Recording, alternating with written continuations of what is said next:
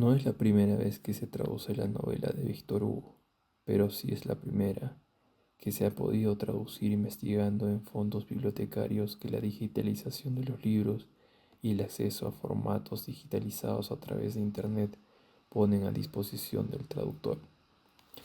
El enciclopedismo de Víctor Hugo, sus incursiones en el transcurso de sus novelas en todo tipo de temas lingüísticos, históricos, arquitectónicos, sociales y agrícolas, por no mencionar sino unos cuantos, se plasman en el uso riquísimo de términos especializados y algunos de ellos regionales y de uso infrecuente ya en una época en determinados casos.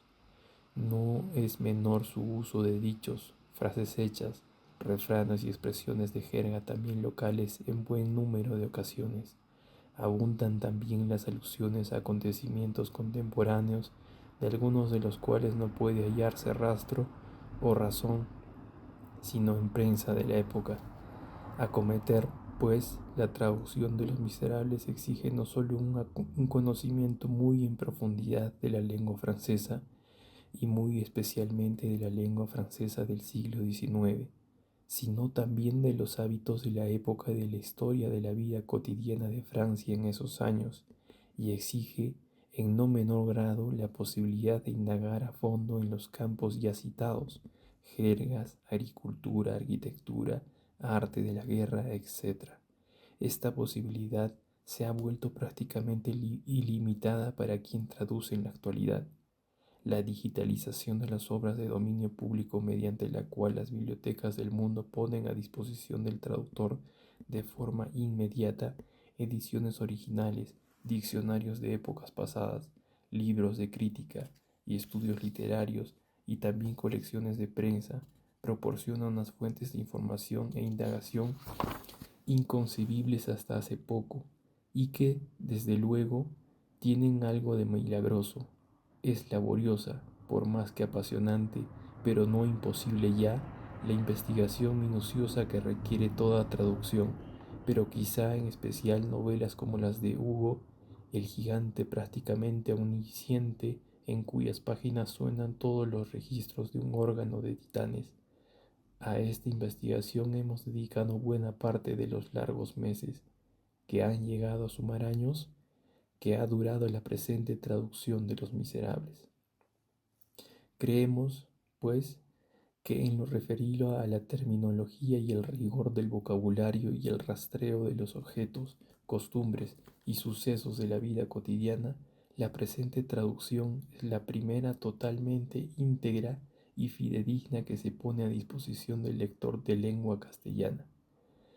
Debemos mencionar ahora un asunto de tanta importancia, si no mayor, que los anteriores expuestos. Nos referimos a la censura que padeció a finales del siglo XIX la traducción más publicada y vuelta a publicar de Los Miserables, y que esas sucesivas publicaciones que han llegado hasta el siglo XXI no han subsanado, que nosotros sepamos, con ningún tipo de nota, prólogo, epílogo o comentario. No entraremos a mencionar los diversos cortes que padeció y sigue padeciendo en sus reediciones.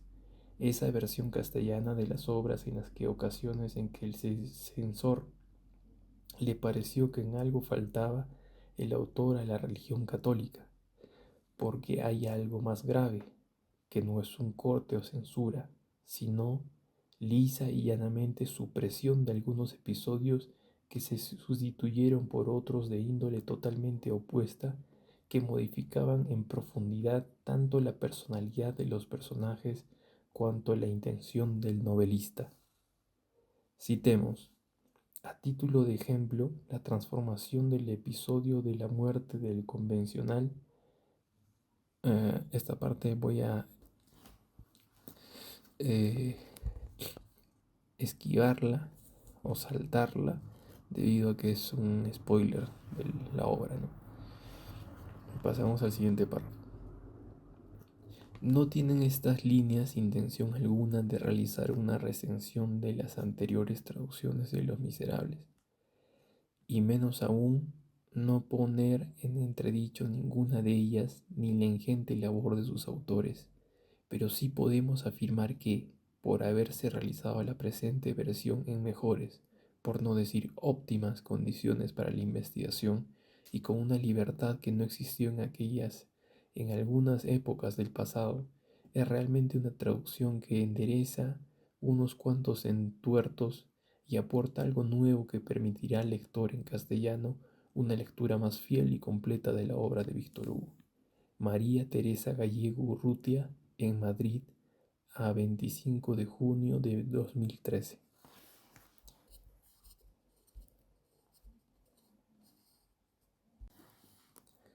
Mientras permitan las leyes y las costumbres la existencia de una condena social que cree infiernos de forma artificial en plena civilización y añada la complicación de una fatalidad humana al destino, que es divino, mientras los tres problemas de este siglo, el proletariado que degrada al hombre, el hambre que pierde a la mujer, la oscuridad que atrofia al niño, no se resuelvan, mientras en algunas comarcas pueda existir la asfixia social, dicho de otra forma, y desde un punto de vista aún más amplio, mientras haya en la tierra ignorancia y miseria, no podrá carecer de utilidad libros como este. Hauteville-Rose, 1 de enero de 1862. Primera parte. Fantine. Libro primero. Un justo. 1. Monseñor Mirel.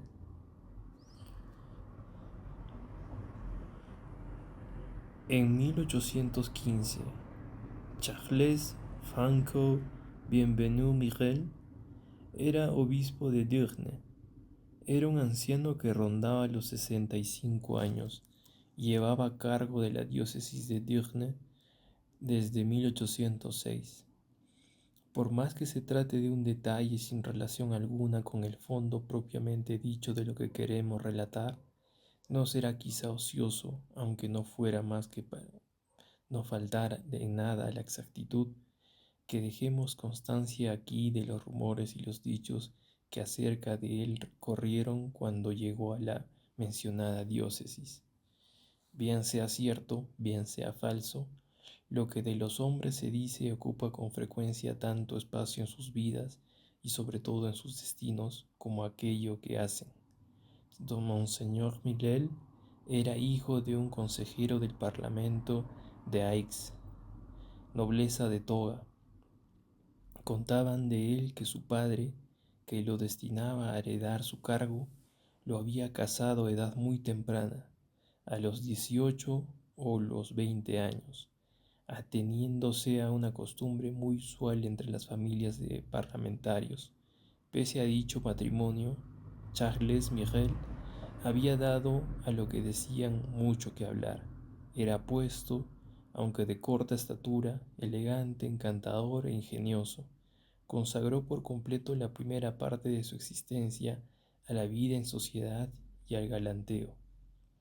Llegó la revolución, los acontecimientos se aceleraron, las familias de parlamentarios diezmadas, expulsadas, acosadas, se dispersaron. Charles Mirel emigró a Italia nada más empezar la revolución. Allí murió su mujer de una enfermedad del pecho que padecía hacía mucho. No tenía hijos. ¿Qué aconteció luego del destino de Monseñor Miguel? ¿Acaso el desplome de la anterior sociedad francesa, la caída de su propia familia, los trágicos espectáculos de 1793, más aterradores aún, posiblemente, para los emigrados que los presenciaban desde lejos con el aumento que les prestaba el babor, hicieron germinar en él ideas de renuncia y soledad? ¿Acaso lo alcanzó de súbito en medio de algunas de aquellas distracciones y afectos que le llenaban la vida, uno de esos golpes misteriosos y terribles que a veces derribaban, alcanzándolo en el corazón, al hombre a quien las catástrofes publicadas no inmutarían al afectarlo en su vida o su fortuna? Nadie había podido decirlo. Todo cuanto se sabía era que, Al regresar de Italia era sacerdote. En 1804 el padre Mirel era párroco de Brignoles. Era ya viejo y vivía en completo retiro. Por la época de la coronación, un asuntillo de su parroquia, del que nadie se acuerda ya, lo llevó a París. Fue a abogar por sus parroquianos, además de ante otras personas poderosas, ante el cardenal Fesch, un día en que el emperador había ido a visitar a su tío, el digno párroco, que estaba esperando en la antecámara, se halló en el camino de paso de su majestad. Napoleón, al ver que aquel anciano lo miraba con cierta curiosidad, se volvió y dijo con brusquedad: «¿Quién es ese hombrecillo que me está mirando?» «Su majestad está mirando a un hombrecillo», dijo Monseñor Miret, «y yo a un gran hombre. Ambos podemos sacar provecho». Esa misma noche el emperador le preguntó al cardenal cómo se llamaba aquel párroco, y poco tiempo después el sacerdote se quedó sorprendidísimo al enterarse de que lo habían nombrado obispo de Digne. ¿Qué había de cierto, por lo demás, en lo que se contaba acerca de la primera parte de la vida de Monseñor Mirel? Nadie lo sabía. Pocas familias habían conocido a la familia de Mirel antes de la Revolución. Monseñor Mirel tuvo que padecer la suerte de todo recién llegado a una ciudad pequeña, en donde hay muchas bocas que hablan y poquísimas cabezas que piensan. Tuvo que padecerlo aunque fuera obispo y porque era obispo, pero, bien pensado, los dimes y diretes en los que aparecía su nombre no eran quizás sino dimes y diretes, rumores, dichos, palabras, y no tanto palabras cuanto palabreos, como dice la enérgica lengua de las provincias del sur. Fuera como fuere, tras 9 años de obispo y de residir en Digne, todos esos comadreos, esos temas de conversación que tienen entretenidas al principio las ciudades pequeñas y a las personas de a pie, habían caído ya en un profundo olvido. Nadie se habría atrevido a mencionarlos, nadie se habría atrevido ni tan siquiera a recordarlos. Monseñor Miriel llegó a Digne en compañía de una solterona, la señorita Baptistine, que era hermana suya y a quien le llevaba 10 años. No tenían más servicio que una criada de la misma edad que la señorita Baptistine, que se llamaba señora Magloire, quien, tras haber sido el ama del señor cura, adoptaba ahora la doble apelación de doncella de la señorita y ama de llaves de su ilustrísima. La señorita Baptistine era alta, pálida, delgada y dulce. Cumplía con el ideal que se expresaba mediante la palabra respetable, pues por lo visto una mujer debe ser madre para ser venerable.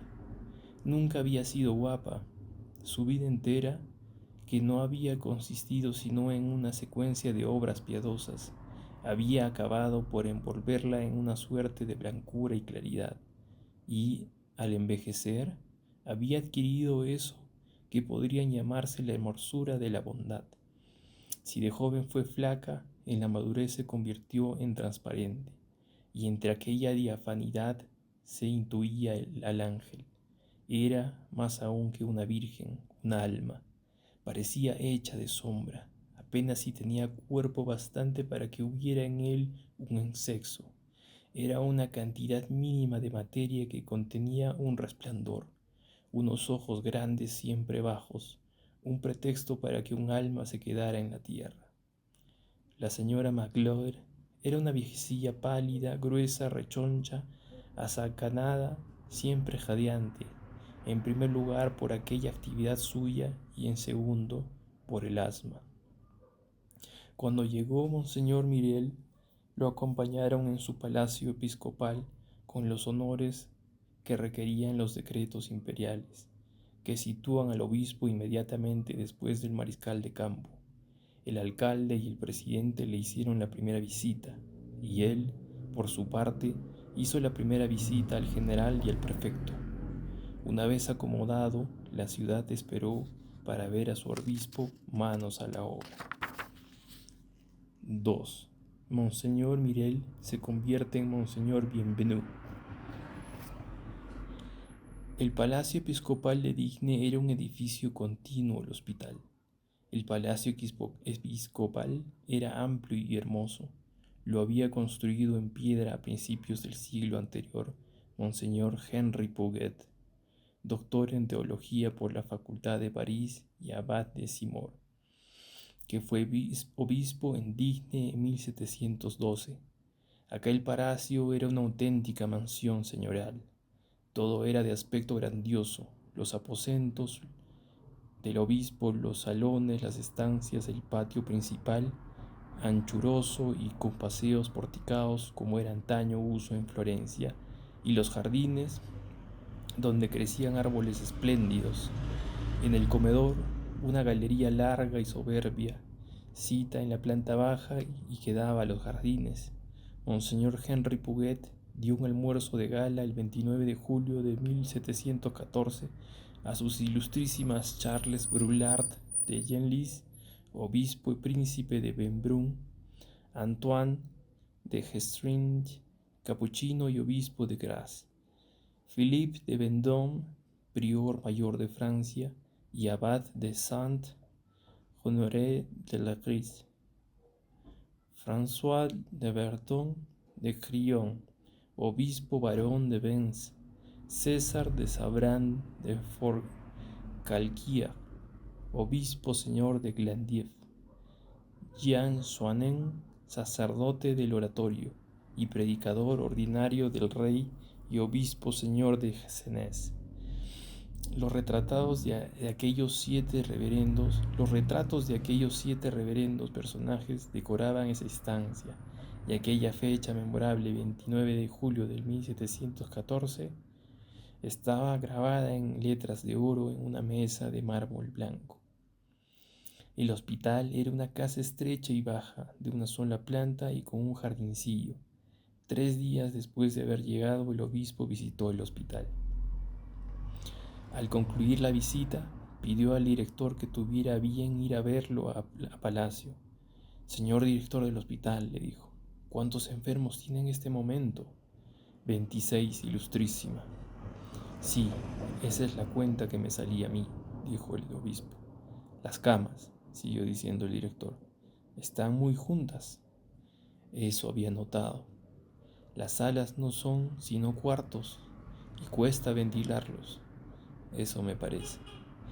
Y además, cuando sale un rayo de sol, el jardín se queda muy pequeño para los convalecientes. Es lo que me estaba diciendo. En las epidemias, este año hubo una de tifus y hace 2 años una fiebre amarilla, una fiebre miliaria. A veces tenemos 100 enfermos y no sabemos qué hacer. Eso había pensado. ¿Qué le vamos a hacer, ilustrísima?, dijo el director. Hay que tomárselo con resignación. Aquella conversación transcurría en el comedor galería de la planta baja. El obispo calló un momento. Luego se volvió de pronto hacia el director del hospital. Señor director, dijo, ¿cuántas camas cree que cabrían solo en esta instancia? ¿El comedor de su ilustrísima?, exclamó el director estupefacto. El obispo recorría la sala con la mirada y parecía estar tomando medidas y calculando a ojo. Por lo menos cabrían 20 camas, dijo, como si hablase consigo mismo. Luego, alzando la voz, mire, señor director del hospital, voy a decirle algo. Está claro que hay una equivocación. Son ustedes 26 personas en 5 o 6 cuartos pequeños. Nosotros, aquí, somos 3 y tenemos sitio para 60. Le digo que hay un error. Está usted en mi vivienda y yo en la suya. Devuélvame mi casa, la suya es esta. Al día siguiente, los 26 pobres estaban acomodados en el palacio del obispo y el obispo estaba en el hospital. Monseñor Miguel no tenía bienes de fortuna porque su familia había quedado en la ruina durante la revolución. Su hermana cobraba una renta vitalicia de 500 francos que, en presbiterio bastaba para cubrir sus gastos personales. Monseñor Myriel recibía del Estado, como obispo, unos honorarios de 15.000 francos. El mismo día en que fue a alojarse al edificio del hospital, Monseñor Myriel dispuso el empleo perpetuo de esa cantidad de la siguiente forma.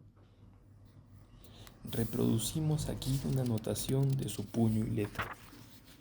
Nota para organizar los gastos de mi casa. Para el seminario menor, 1.500 libras. Congregación de la Misión, 100 libras. Para los lazaristas de Montdidier, 100 libras. Seminario de las Misiones Extranjeras en París, 200 libras. Congregación del Espíritu Santo, 150 libras. Conventos de Tierra Santa, 100 libras. Asociaciones caritativas para la maternidad, 300 libras. Cantidad adicional para la de Arles, 50 libras. Obra para la mejora de las cárceles, 400 libras. Obra para la mejoría de la liberación de presos, 500 libras. Para sacar de la cárcel a los padres de familia presos por deudas, 1.000 libras. Para la bonificación del sueldo de los pobres maestros de escuelas a las diócesis, 2.000 libras. Posito de Hautes Alpes, 100 libras. Congregación de Damas de Digne, de Manosque y de Cicerón para la enseñanza gratuita a jóvenes indigentes, 1.500 libras. Para los pobres, 6.000 libras. Para mis gastos personales, 1.000 libras. Total, 15.000 libras. Durante todo el tiempo que ocupó la diócesis de Digne, Monseñor Myriel no cambió casi nada en estas disposiciones. Las llamaba, como hemos podido ver, organizar los gastos de su casa. Aquel arreglo lo aceptó con sumisión absoluta la señorita Baptistien.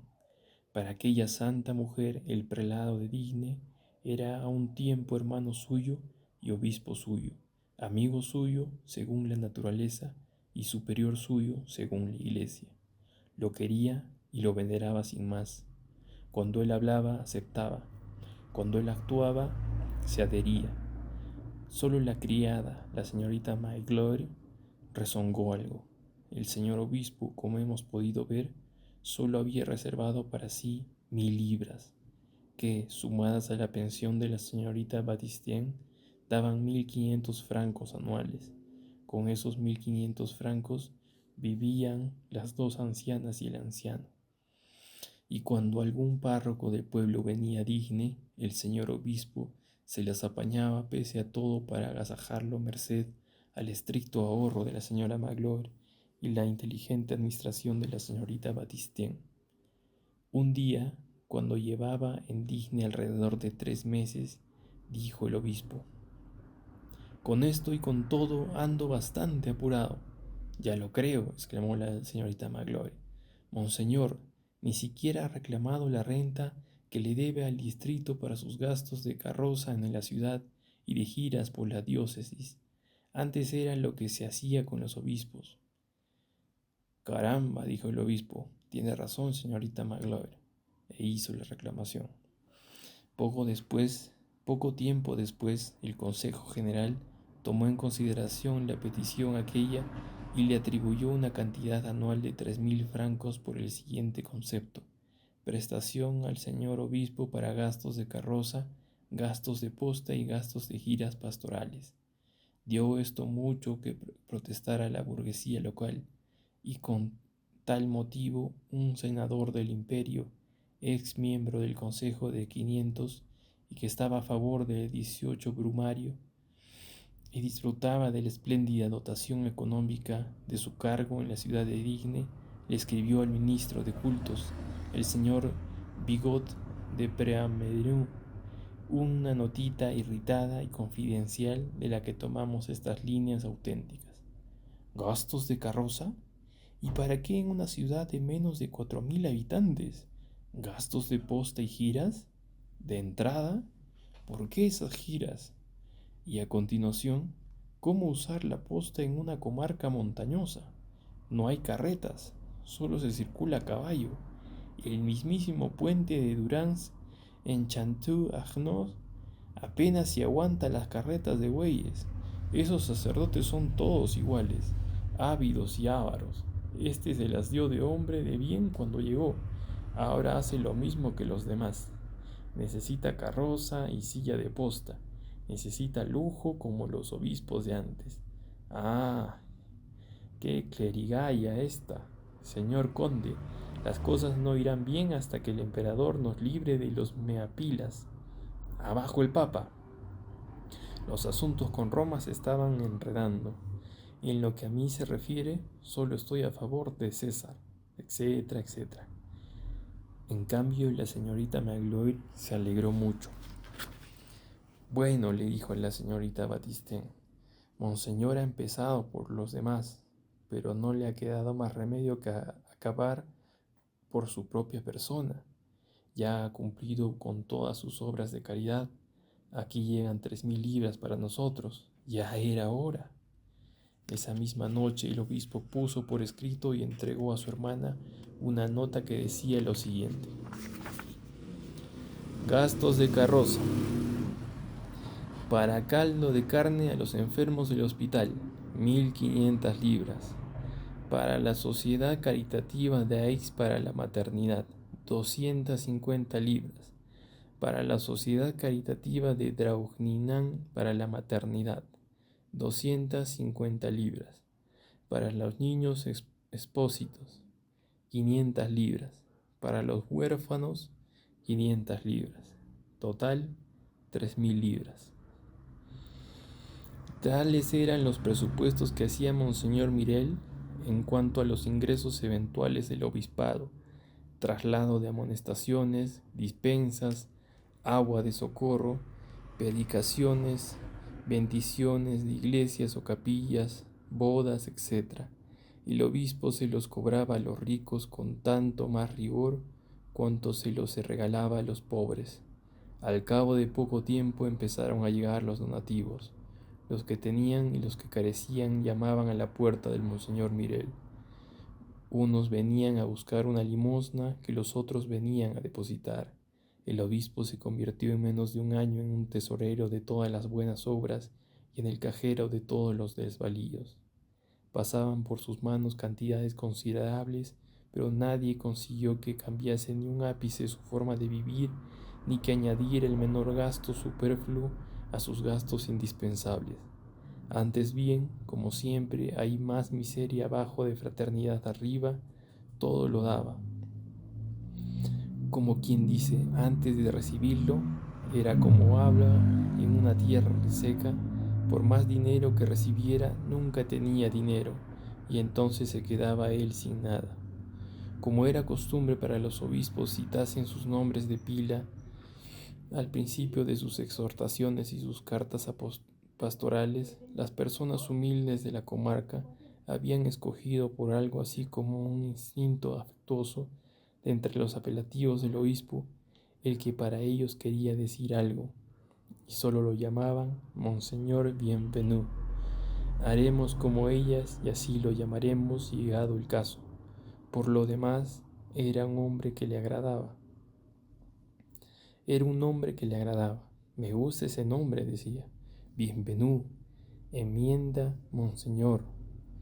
No afirmamos que este retrato que aquí aportamos sea verosímil, nos limitamos a decir que es verídico. 3. Obispo bueno, obispo arduo. No dejaba de hacer giras el señor obispo por el hecho de haber convertido su carroza en limosnas. La diócesis de Digne resultaba cansada. Cuenta con muy pocas llanuras, con muchas montañas y con casi ninguna carretera. Como hemos visto hace poco, 32 parroquias, 41 vicariatos y 225 sucursales. Visitarlo todo no es cosa de poco. El señor obispo lo conseguía. Iba a pie cuando le caía cerca, en carreta por la llanura y en artolas por la montaña. Lo acompañaban las dos ancianas, Cuando el trayecto era demasiado penoso, iba solo.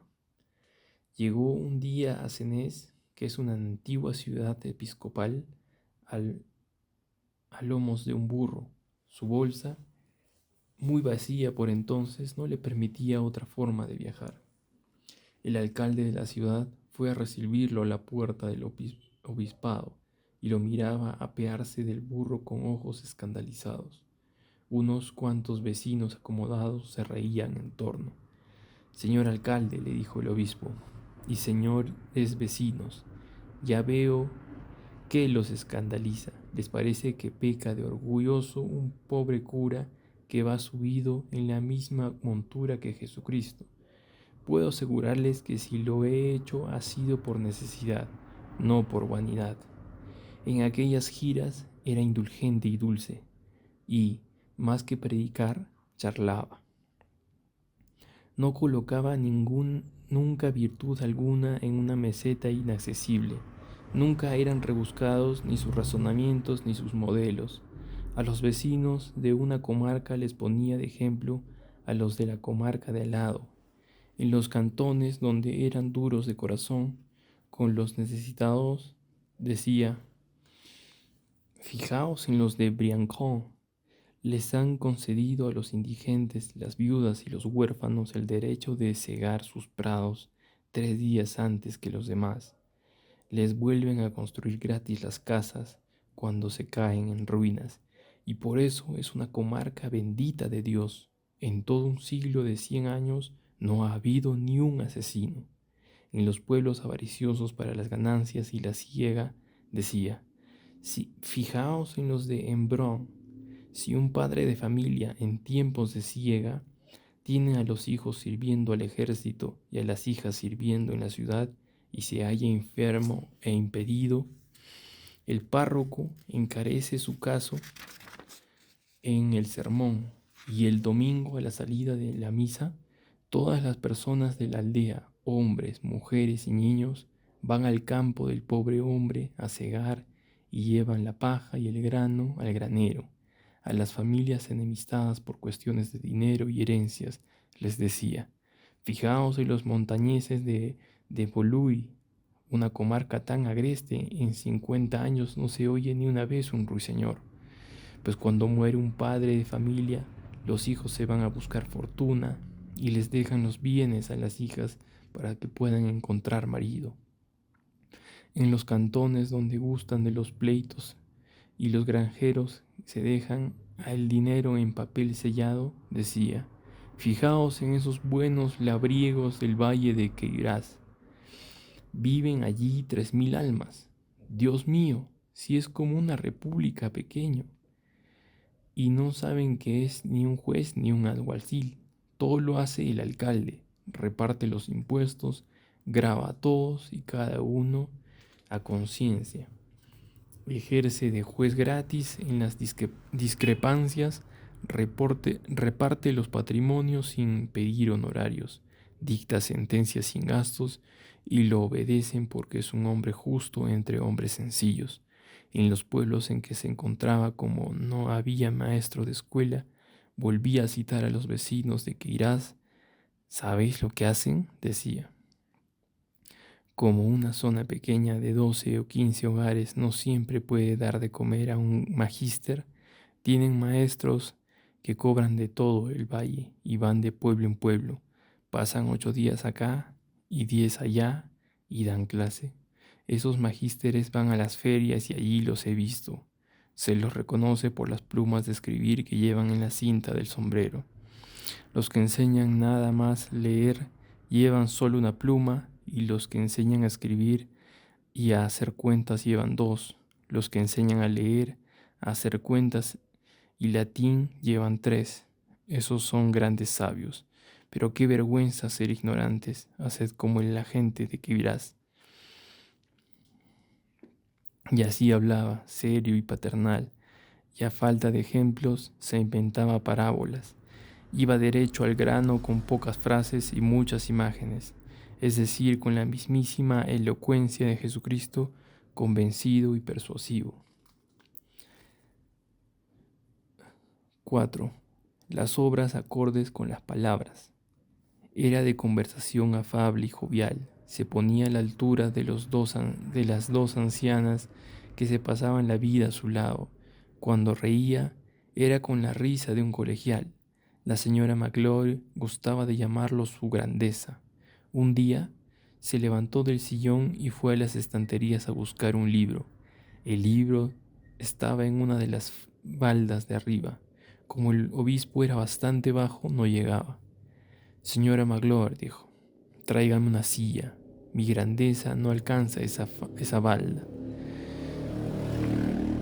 Una de sus parientes lejanas, la señora condesa de Lou, dejaba escapar pocas veces la oportunidad de enumerar en presencia suya la que ella llamaba las esperanzas de sus 3 hijos varones. Tenía varios ascendientes muy viejos que se acercaban ya a la hora de la muerte y cuyos herederos naturales eran sus hijos. Al más joven de los 3 le iba a tocar recoger de una tía abuela 100.000 buenas libras de renta. El segundo iba a heredar el título de duque de su tío. El mayor sucedería en la cámara alta a su abuelo.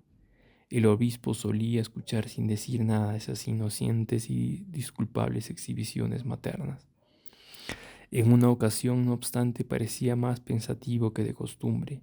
Mientras la señora Lo repetía los detalles de todas aquellas sucesiones y todas aquellas esperanzas, se interrumpió con cierta impaciencia. Por Dios, primo, ¿pero en qué está pensando? Pienso, dijo el obispo, en algo muy singular, que dice, a lo que me parece, San Agustín. Poned vuestra esperanza en aquel que no tiene sucesores.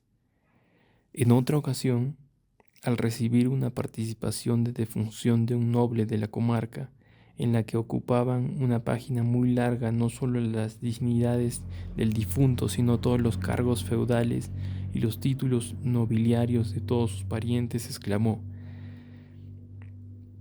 ¡qué socorrido es eso de morirse!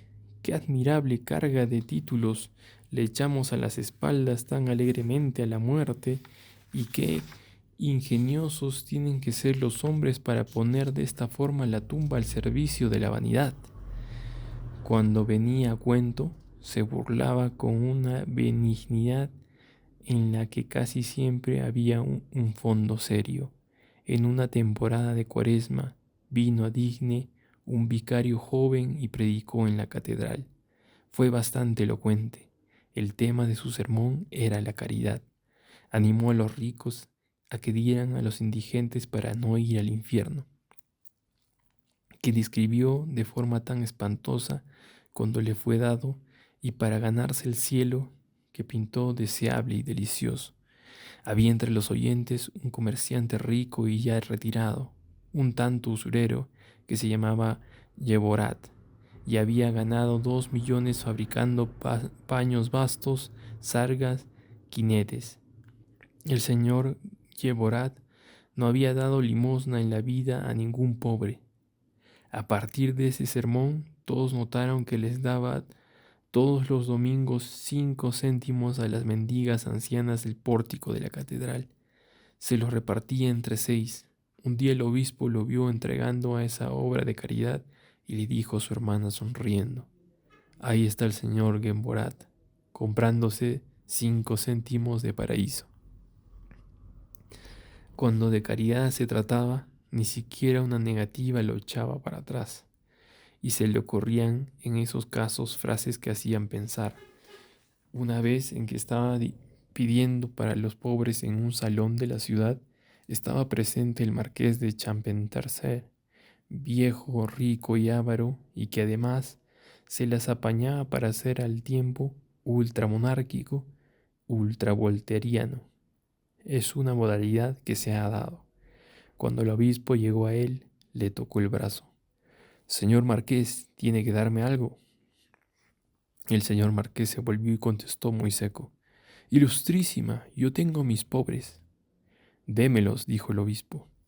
Un día en la catedral pronunció el sermón siguiente: Queridísimos hermanos, amigos míos, hay en Francia 1.300.000 20.000 casas de campesinos con 3 huecos nada más, 1.800.000 casas que solo tienen 2, la puerta y una ventana, y, finalmente, 346.000 cabañas sin más abertura que la puerta.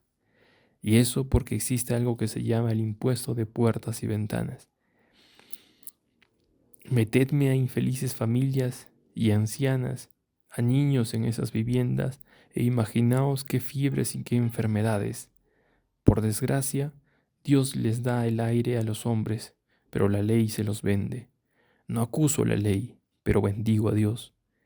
En Isier, en Bar, en las 2 provincias de los Alpes, los bajos y los altos, los labriegos no tienen ni carretillas, acarrean a la espalda el estiércol, no tienen velas de cebo, y encienden palos resinosos y trozos de cuerda empapados de trementina. Y eso mismo sucede en toda la zona alta de Le Daupien. Hacen pan para 6 meses y lo cuecen con estiércol seco de vaca. En invierno parten ese pan a hachazos y lo tienen a remojo 24 horas para poder comerlo. Hermanos, tened compasión, ved cómo sufre la gente a vuestro alrededor. Nació en Provenza. No le había costado familiarizarse con todos los dialectos del sur, la parte baja del Languedoc, la parte baja de los Alpes, la parte alta de Le Daupien. Eso le gustaba mucho al pueblo y había contribuido no poco a que se abrieran todas las mentes.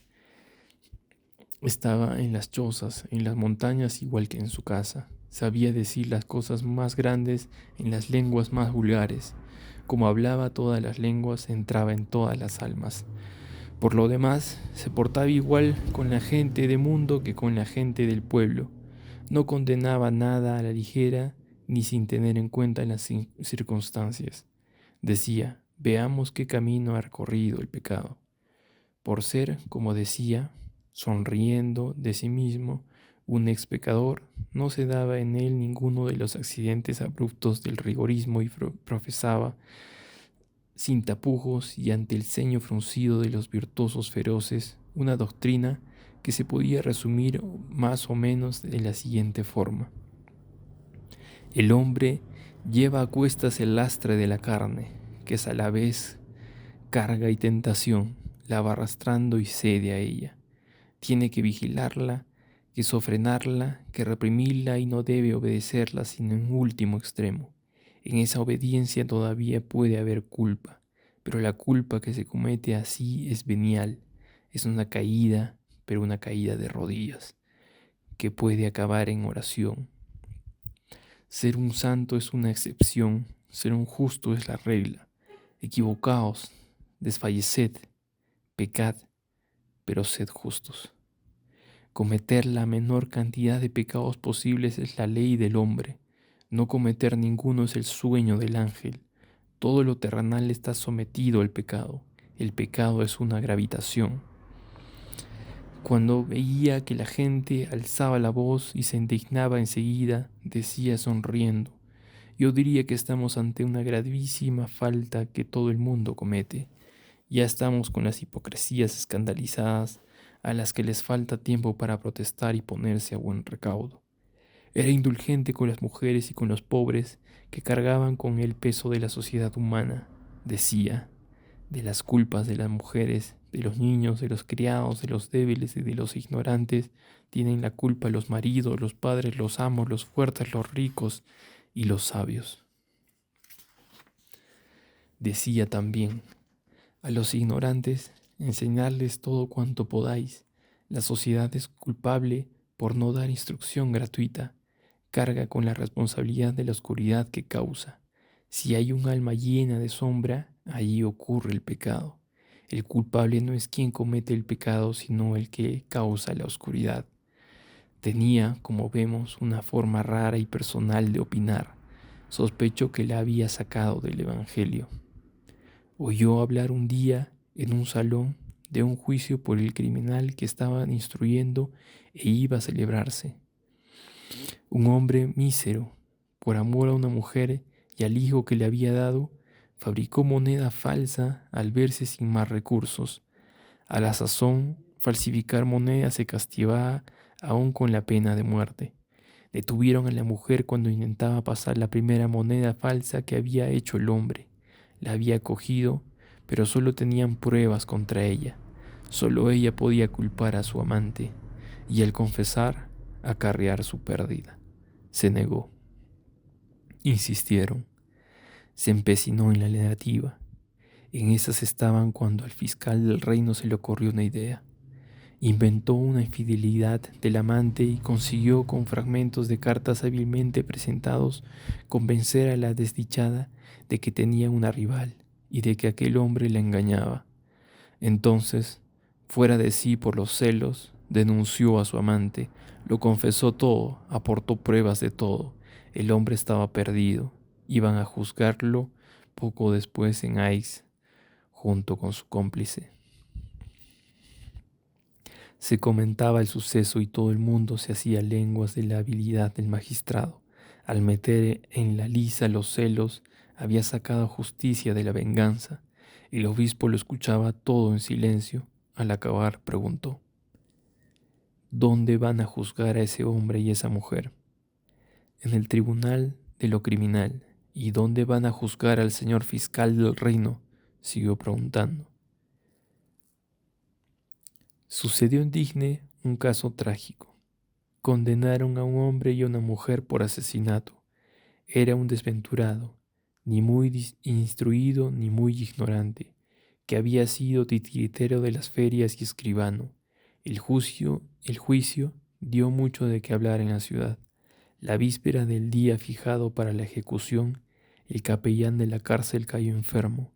Hacía falta un sacerdote para acompañar al reo en sus últimos momentos. Fueron a buscar al párroco. Parecía ser que se negó diciendo: la cosa no va conmigo, no me corresponde cargar con esa desagradable tarea ni con ese saltimbanqui. Yo también estoy enfermo. Además, ese no es mi lugar. Pusieron al tanto de esa respuesta al obispo, quien dijo: el señor párroco tiene razón, no es lugar suyo, sino mío. Fue en el acto a la cárcel, y el calabozo del saltimbanqui lo llamó por su nombre. Le cogió la mano y le habló. Pasó todo el día con él, olvidándose de comer y de dormir, suplicando a Dios por el alma del condenado y suplicándole al condenado por la suya propia. Le dijo las verdades mejores, que son las más sencillas. Fue padre, hermano, amigo, obispo solo para las bendiciones. Aquel hombre iba a morir desesperado. La muerte le parecía un abismo. De pie y trémulo ante aquel umbral tétrico, retrocedía con espanto. No era lo suficientemente ignorante para sentir total indiferencia. La condena, una honda sacudida, había derribado, como quien dice, por algunas zonas, ese tabique que nos separa del misterio de las cosas y que llamamos vida. Miraba continuamente más allá de este mundo por esas brechas fatídicas y solo veía tinieblas. El obispo le hizo ver una luz. Al día siguiente, cuando vinieron a buscar al desventurado, allí estaba el obispo. Fue con él y apareció ante la muchedumbre con museta morada y con la cruz episcopal al cuello, junto a aquel pobre hombre amarrado con cuerdas. Subió con él a la carreta, subió con él al patíbulo. El reo, tan sombrío y acongojado la víspera, estaba radiante. Notaba que había reconciliado el alma con Dios y que éste lo estaba esperando. El obispo lo abrazó en el momento en que la cuchilla iba a caer y le dijo: a quien matan los hombres, lo resucita Dios. Aquel a quien expulsan los hombres encuentra al Padre. Rece, crea, entre en la vida. El Padre lo espera. Cuando bajó del patíbulo, había en su mirada algo que hizo que el pueblo le abriera paso. No podía saberse qué era más admirable, si su palidez o su serenidad. Al regresar de la humilde morada en que él llamaba sonriendo su palacio, le dijo a su hermana: acabo de oficiar pontificialmente. Como las cosas más sublimes suelen ser también las que peor se entienden, hubo en la ciudad quien dijo, al comentar ese comportamiento del obispo, que era afectación. Aunque no fue sino charla de salón, el pueblo, que no ve malicia en las acciones santas, quedó enternecido y admirado. En cuanto al obispo, ver la guillotina fue un choque para él y tardó mucho en reponerse. Efectivamente hay en el patíbulo, cuando lo tenemos delante, irguiéndose algo alucinatorio, podemos ser indiferentes hasta cierto punto en cuanto a la pena de muerte, no pronunciamos decir que sí y que no, mientras no hayamos visto una guillotina con nuestros propios ojos, pero si nos topamos con una, la sacudida es tan violenta que hay que decidirse y tomar partido a favor o en contra. Hay quienes lo admiran como de Maistre, hay quienes lo aborrecen como Beccaria. La guillotina es la solidificación de la ley, su nombre es vindicta, no es neutral ni nos permite seguir siendo neutrales. Quien la ve se estremece con el más misterioso de los estremecimientos. Todas las cuestiones sociales yerguen en torno a esa cuchilla su punto de interrogación. El patíbulo es visión. El patíbulo no es una armación. El patíbulo no es una máquina. El patíbulo no es una maquinaria inerte de madera, hierro y cuerdas. Parece algo así como el ser que cuenta con no sé qué iniciativa sombría. Diríase que ese armazón ve, que esa máquina oye, que esa maquinaria entiende, que esa madera, que ese hierro y que esas cuerdas quieren. En la ensoñación espantosa cuya presencia impone al alma, el patíbulo parece terrible y con arte y parte en lo que hace. El patíbulo es cómplice del verdugo, devora, se alimenta de carne, bebe sangre. El patíbulo es como un monstruo que fabrican el juez y el carpintero, un espectro que parece vivir en algo parecido a una vida espantosa fruto de toda la muerte que dio. El obispo quedó pues impresionado de forma horrorosa y honda al día siguiente de la ejecución. Y muchos días después el obispo pareció abrumado. La serenidad casi violenta del momento fúnebre se había esfumado. Lo obsesionaba el fantasma de la justicia social. Parecía como si, aunque solía regresar de todo cuanto hacía con satisfacción radiante, se estuviera reprochando algo. A ratos hablaba consigo mismo y tartamudeaba a media voz monólogos lúgubres. He aquí uno de ellos, que su hermana oyó una noche y recogió. No creía que fuera algo tan monstruoso. Es un error quedarse uno tan absorto en la ley divina que deja de ver la ley humana. La muerte solo pertenece a Dios. ¿Con qué derecho ponen la mano los hombres en esa cosa desconocida? Con el tiempo se fueron atenuando esas impresiones y es probable que se disipasen. No obstante, llamó la atención de que el obispo evitase a partir de entonces pasar por la plaza de las ejecuciones. Podía recurrirse a Monseñor Miriel a cualquier hora para que acudiera junto al lecho de los enfermos y los agonizantes. No ignoraba que ese era su máximo deber y su tarea más importante. Las familias con viudos o huérfanos no necesitaban llamarlo, acudía espontáneamente. Sabía sentarse y quedarse callado muchas horas junto al hombre que había perdido a la mujer a quien amaba, a la madre que había perdido al hijo, de la misma forma que sabía cuándo debía callar, sabía también cuándo debía hablar. Qué admirable consolaba. No intentaba que el olvido borrase el dolor, sino que lo incrementaba y lo dignificaba con esperanza. Decía, tened cuidado con la forma en que os volvéis hacia los muertos. No os acordéis de lo que se está pudriendo. Mirad fijamente y divisaréis la luz viva de vuestro muerto bien amado en el hondo del cielo. Sabía que creer es santo Intentaba aconsejar y calmar al hombre desesperado, señalándole con el dedo al hombre resignado y convertir el dolor que mira una fosa indicándole el dolor que mira una estrella.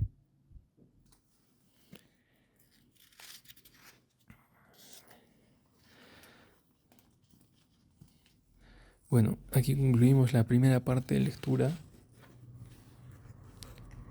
de esta obra.